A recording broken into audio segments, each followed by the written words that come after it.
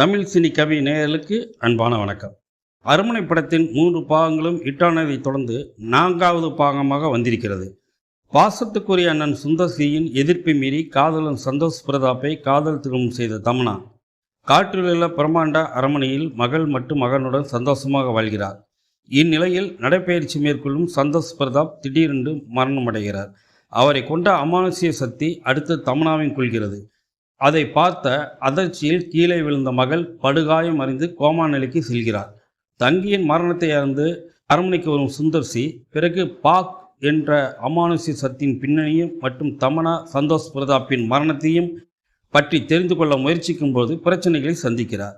இறுதியில் அமானுஷ்ய சக்தியை கண்டுபிடித்தாரா, தமன்னாவின் மரணத்துக்கு நீதி கிடைத்ததா என்பது மீதி கதை.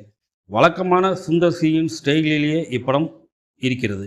பிரம்மபுத்திரா பகுதியில் கண்டுபிடித்த பாக் என்ற அமானுஷ்ய சக்தி மட்டுமே புதிய விஷயம். இயக்குநராகவும் நடிகராகவும் தனது ஈர்ப்பை பதிவு செய்துள்ள சுந்தர் சி இயல்பாக நடித்து ஆக்ரோஷமாக அடித்து படத்தை விறுவிறுப்பாக நகர்த்த உதவியிருக்கிறார். 2 குழந்தைகளுக்கு அம்மாவாக, அதுவும் படம் முழுக்க புடவையிலேயே வந்து குடும்ப குத்துவிளக்காக மாறி தனது கேரக்டருக்கு வலு சேர்த்துள்ளார் தமன்னா. இறந்த பிறகும் 2 குழந்தைகளுக்காக ஆத்மா உருவில் தோண்டி பாசத்தை பொழிந்து உருக வைக்கிறார்.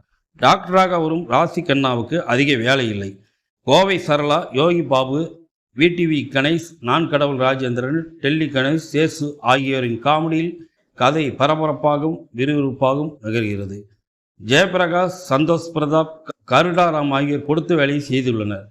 பேய், பிசாசு, ஆவி, அமானுஷ்யம், ஆத்மா என்று பலவிதமாக சொல்லப்படும் கதைகளில் ஒன்றாக உருவாகியுள்ள படம் என்பதால் பல காட்சிகளில் லாஜிக் மீறல்கள் இருந்தாலும் அதை ஒரு திருப்பத்துடன் கூறிய திரைக்கதை சரி செய்து விடுகிறது.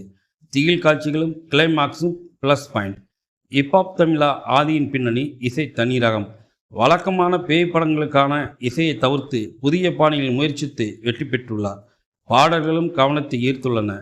விஎஃப்எக்ஸ் காட்சிகள் கதையோட்டத்துக்கு வழி சேர்த்துள்ளன.